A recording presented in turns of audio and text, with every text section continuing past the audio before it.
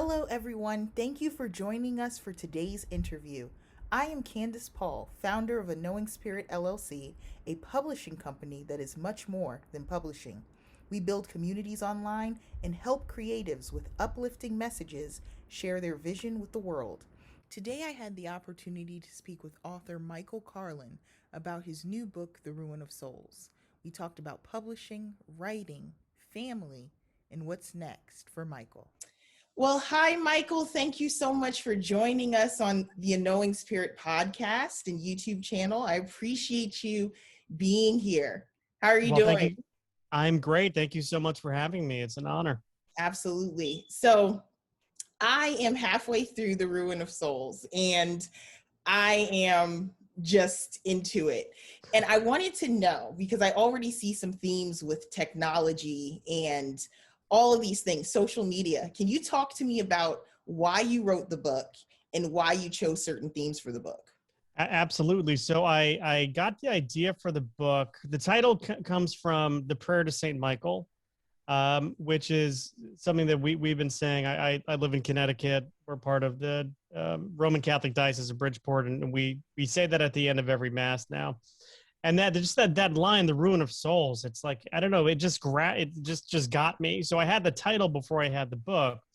But when I was thinking about technology and kind of where the book takes place and what the main character is going through, I have triplets, and I was moving my daughter into her university this semester, or I'm sorry, in the fall. And she happens to go, actually, both she and my son go to the same school I went to, the University of Connecticut. And it just hit me with like a wave of nostalgia as I was walking through that campus. And I'm like, oh, that's where I did that. And that's where I did this. So I started thinking, okay, well, I think this new book I'm writing might have to have a component there. And, it had always been my dream to go back and get a PhD, because after I did undergrad, I entered the technology industry. I never went and got my advanced degree in psychology, and I just got bit by the technology bug. And it was the mid '90s, and that was the thing. That's what was happening. So I was part of an early company who was building the first websites for companies. We were building, the first advertising that's our fault. Like we Yeah. invented the banner ad. And so I try to take both of those parts of my life and kind of bring them into the story. And I happen to throw a lot of myself and my past experience into my writing, and this was no different. And it's funny because I saw some of your comedic elements come out through the book, which I Uh, liked, and when you were talking about being on campus and how there's like kind of this political divide between liberal and, that type of thing. It was well, really cool. I tried to just really just like hyperbolize that, because it's exactly what's happening on campuses. But I may have hyperbolized it a little bit in the book, but Yeah, no, I saw the comedy out of it, yeah, it's cool. yeah. So tell me about how long you've been writing, because you have many books out. I do, Yeah. and it's interesting. So I've been writing. Writing has always been part of like what I do, and for when I put my marketing hat on, I write a lot of content for my clients. My quote unquote day job is to actually interview people and then turn their stories or their life experience into something my clients can use to create a better advertisement, create a better product, a better positioning.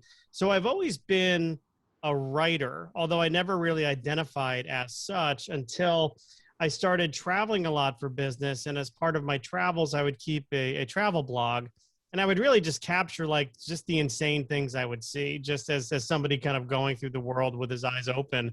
This is happening at the hotel bar, and I wonder if this guy's wife knows, or just the funny experiences I'd have while just people watching an airport. So that caught a little bit of fire, and I had people coming to me saying, hey, you really should consider turning this into a book, or you're so funny, you should write you should write a novel. So I'm like, it was like a bucket list thing. I never thought I could do it. And then one day I just said, you know what, I'm just going to start writing something. I had this crazy idea, which was it turned into Return to Casa Grande, but it was basically an aging soap opera star trying to find relevance in sort of like the reality TV driven world that he was living in, at that point in time. And I just had a lot of fun with it. And I just started throwing all these 80s pop culture references in there because that's, that was my time frame. And Yeah, that's when I came of age. And I just started having so much fun with it. And it did, it did okay. And it encouraged me to write some more. I love it. And because what we do on A Knowing Spirit, our platform, we also help indie authors and those type of things kind of package their work and that type of stuff. So how was it when you were initially writing? Did you look for, I love asking people this because sometimes it's so hard for people to say, hey, let me just take the plunge on my own and do it. So what was your experience trying to get published and then doing it yourself? I mean, with every book I've written, I've tried to go the traditional route. I've tried to go the trade route. I've queried agents, and I could probably wallpaper my entire office with form rejection letters. And like you, I interview authors as well, I talk to them about their path to publishing, and there's always the author who says, just right out of the gate, my first query letter, it hit. And then, or the best is, I found a publisher before I even had an agent. So then I had to find an agent and it was easy. That absolutely was not my experience. I went through the humbling experience of trying to find somebody to represent me. And, so far I guess I haven't put something in front of them that they found interesting enough. So I did take the plunge and I made a lot of mistakes the first couple times around, but now I have been helping other authors to do it, and I can leverage that experience to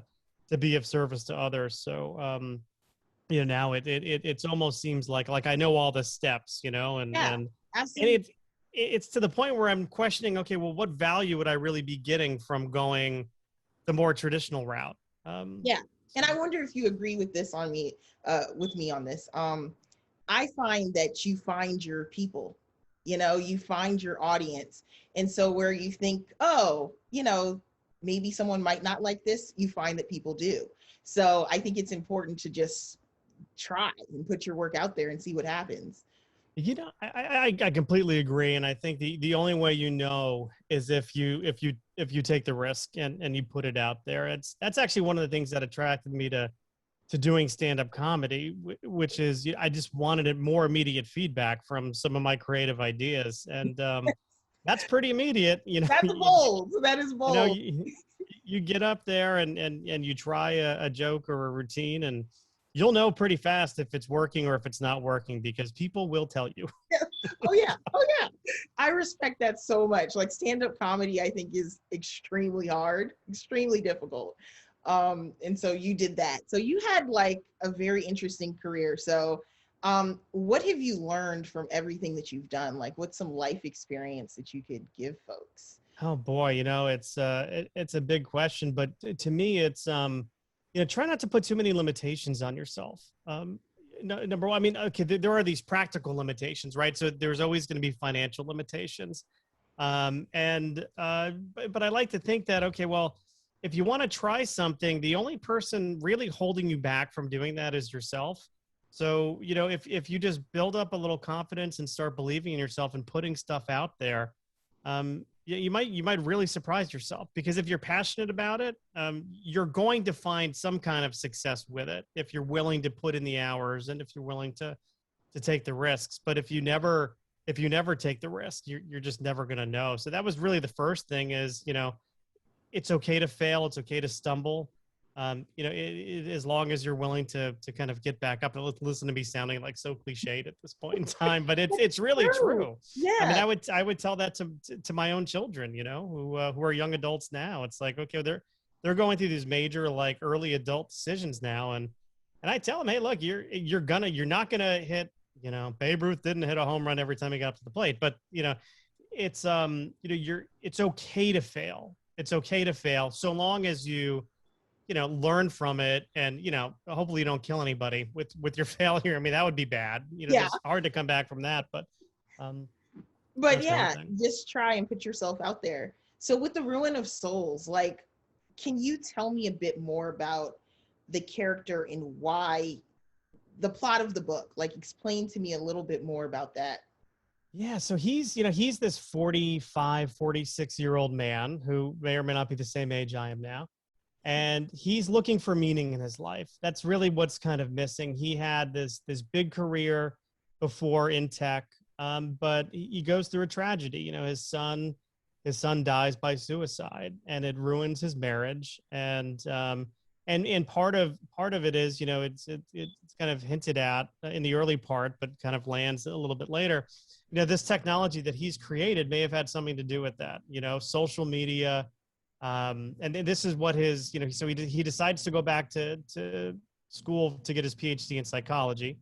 And he's now like on this mission to kind of show the deleterious effects that social media can have on some at-risk youth.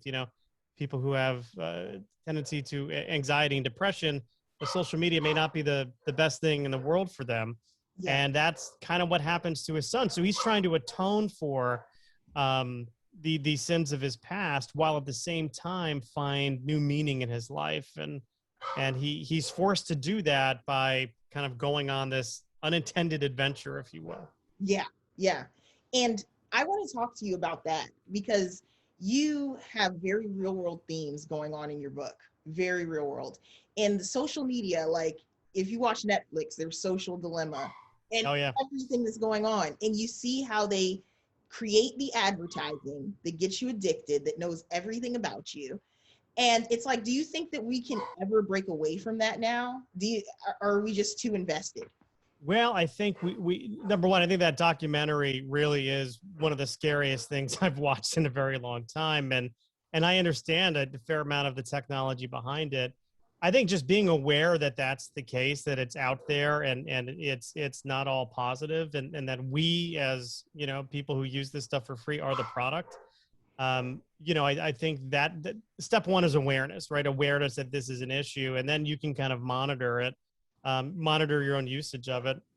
I mean, I don't think it's beyond fixable, but I do think, that this, look, I have mixed feelings about technology, because on the one hand, we've been separated from our families for so long. I haven't seen my parents because of COVID-19, and I can FaceTime when they can figure it out. Usually I'm talking to my father's ear because he thinks he's talking on the phone. So on the one hand, we've got this technology that keeps us close to people, but on the other hand, we've got this technology that also puts a wall up between us and kind of hurts our interpersonal connection. So, I really do have this like love-hate, relationship with it. But I don't think it's, I don't think it's going to rule us. I hope it's not like the Terminator and Skynet, and a flip gets switched and all of a sudden where we become drones. Yeah. I think I think we're better than that. And I sure hope that doesn't happen, but it could be a good plot for a book. Absolutely. Absolutely. And, we can try and find the balance. And the reason why I work on this, I work for a privacy organization, and they focus on privacy with social media and technology and all those type of things. And it's just so far out of the box right now. It's like, okay, can we reel this back in? Like, how can we do this, especially with artificial intelligence? So no, I completely agree. Yeah, I think that there's a part of it that I can appreciate, which is I used to have this boss, this guy GM O'Connell, we used to go around, saying things like, we're going to create advertising so good it's going to be viewed as a service, meaning it's going to be so targeted, the content's going to be so helpful, we're going to know what you need before you even realize it. And I see, to some extent, I do see that happening. Like, I'll be on social media, I'll be on Facebook, and I'll see an ad for something, I'll be like, you know what, I really could use that right now. And that has happened.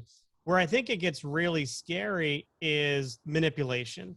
When your news is being manipulated because of something someone knows about you, when your opinions are being manipulated, when you start to believe a false narrative, that's what gets really scary. And that's what I see, happening unfortunately in our country. It's like, you either agree with me or you're against me.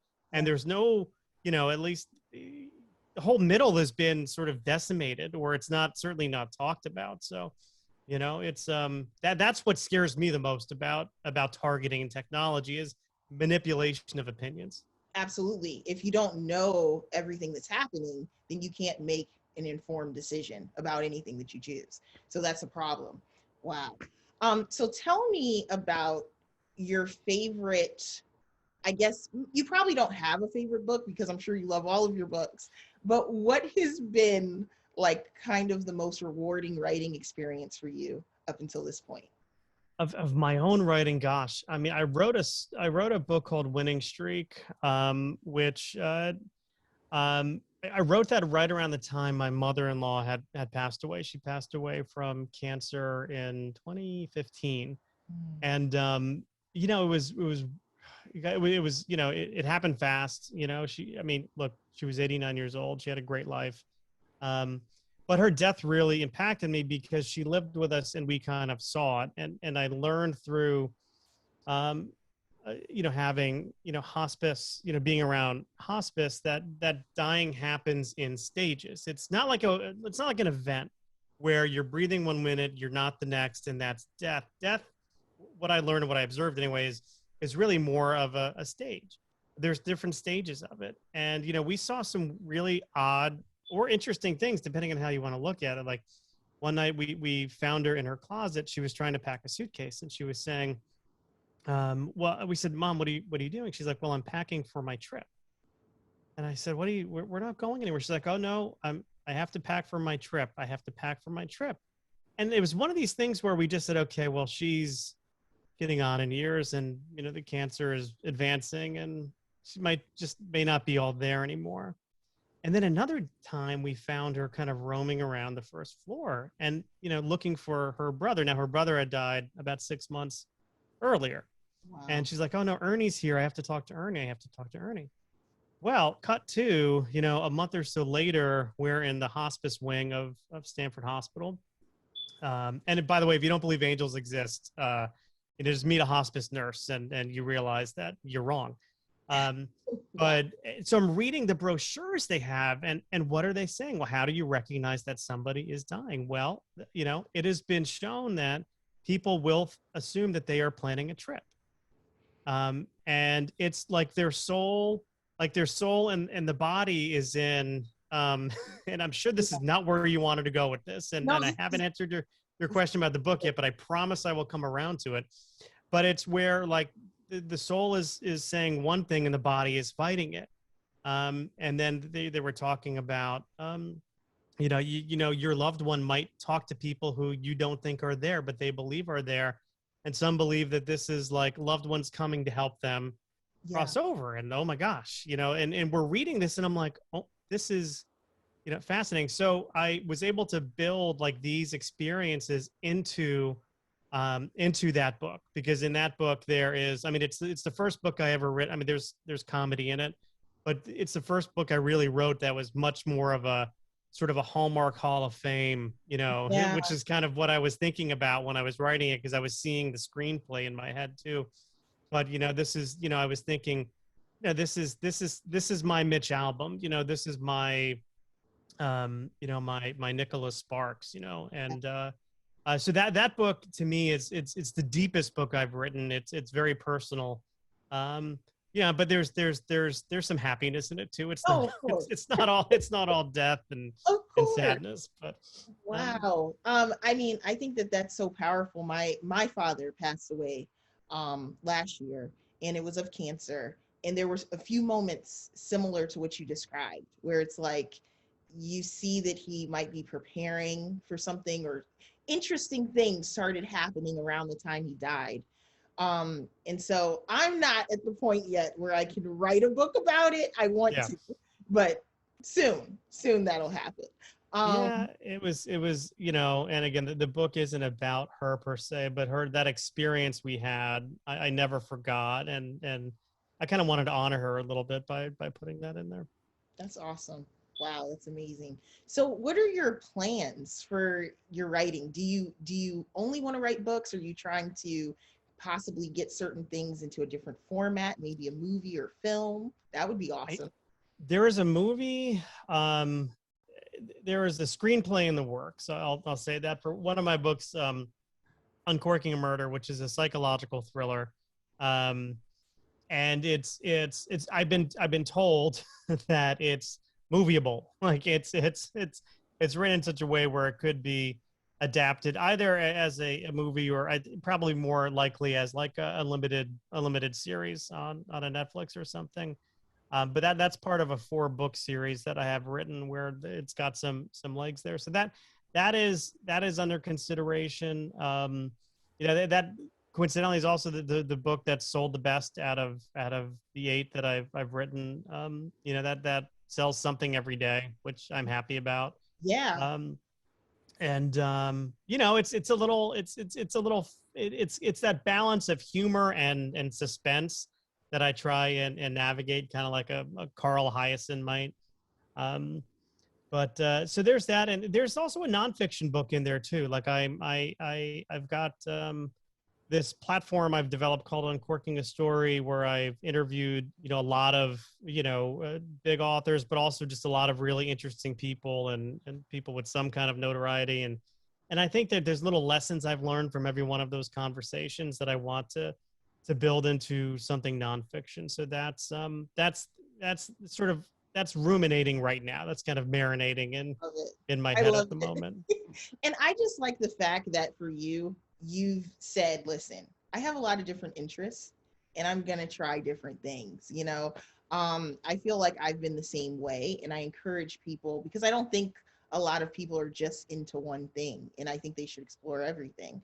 Um, so has this been some of the advice that you've imparted on your children? Like, have they been like, oh, I have the writing bug, or I have the artistic bug, or, you know, You know, they're all so different. My son kind of inherited a performance bug from me, and he's actually it's a funny situation because when he was a freshman in high school, he had done some plays and stuff in middle school, and I'm like, dude, you should really try out for the theater arts team. I think you'd be good at it. He's like, no, I don't want to do that. I don't want to do that. I don't want to do that. Like, all right. So then one of his friends ropes him into being stage crew. And then so we just stage crew. And then he comes to me like that spring after they do their spring musical. And he's like, I think you're right. I think I want to do the musical. So, he gets a good part in a fall play. And then the spring, he gets, really good part. Then his junior year, he's got a lead part. And then his senior year, he got the lead in the Addams Family. But unfortunately, it was canceled due to something called COVID. oh, yeah, Um, but yeah, so to me, that was like my advice to him was, hey, look, I know this is something that's maybe you're not comfortable like being in front of people, and he was introverted. He still is pretty introverted, as was I back then. yeah, And I knew that just through my own experience that getting up on stage and performing like really helped me overcome yeah, introversion. Not that it's like something you have to overcome, but it is something that you should challenge if you're not comfortable in a social situation. You can go pretty far in life if you can overcome that. So absolutely. um so that's for him, it was like, okay, well, this might be uncomfortable, but I want you to challenge yourself to do something you didn't think you could do. Yeah. um I have got what his sister, Gracie, God bless her, she is fearless. um she is, if anything I could learn from her, she could coach me on a thing Yeah. or two. And then, Maggie is my little athlete, and she's, with her, it's, I have to kind of coach her and advise her just to get out of her own head and to stop overanalyzing things, because, she can suffer from analysis paralysis. Oh, yeah. And I say, hey, look, there is, it's okay to take time and make decisions, but if you try and second guess every decision you make, you're just going to go around in circles. So, yeah, No, that's but it's so awesome. funny. They're born the same day, and the three of them are so different. I know, right? You're like, how did that happen? That's cool. And so for your wife, so I love asking about family because I think it's so interesting and people support systems and stuff. So when you wanted to venture into the writing world, how was your wife in terms of being supportive and those type of things? I'd say there's like verbal support there.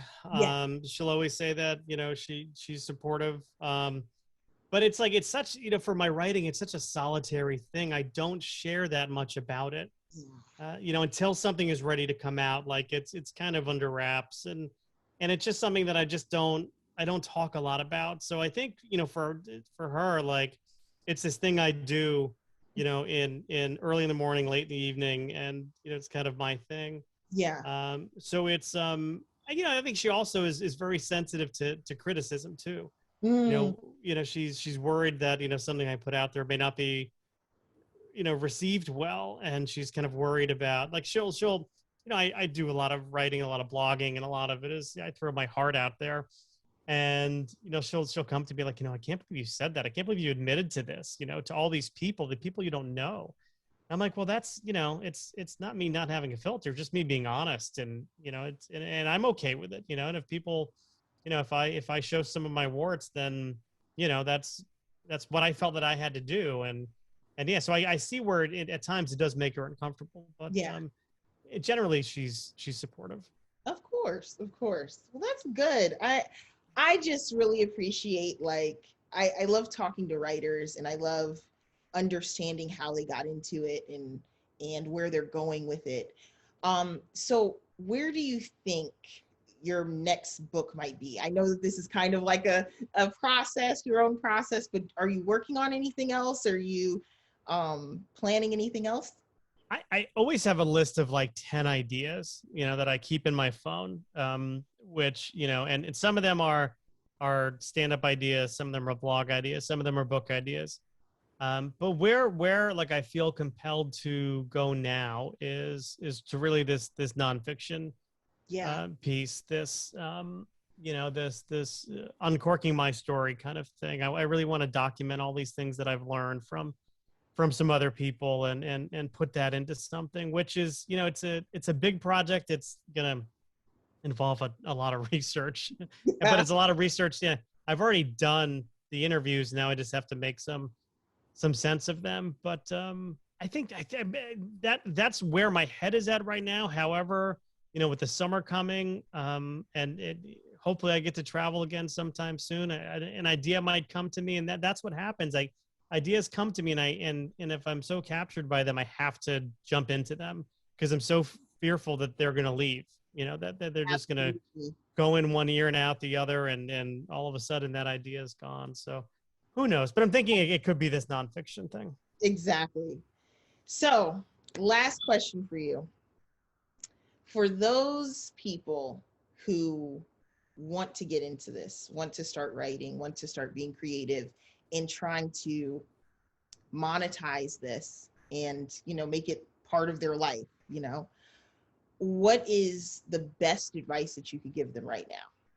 I mean, the first thing would be to do it every day. You do something with it every single day, whether it's just journaling for yourself and not sharing with anybody, or whether it's writing a chapter, half a chapter, writing 1,000 words, whatever. Do it every day, because writing is it's a muscle, right? And you need, just like if a personal trainer were here, telling you've got to exercise every day and blah blah. Writing is a muscle memory, and you gotta build it up. You've got to build it up, and give yourself time to let ideas germinate too. Don't try and rush everything. As much as you should be doing it every day, don't try and rush it. Enjoy the process. Enjoy the journey that it takes you on. I love getting lost in writing, because it's a world I can control, and it's a world I can idealize. I could be a different. I could live a different adventure. It's like almost like the holodeck on Star Trek: The Next Generation. Like I could live in a different world Yeah. for a little while. But and when it comes to monetization, I mean, one thing I could say is don't let that be the goal.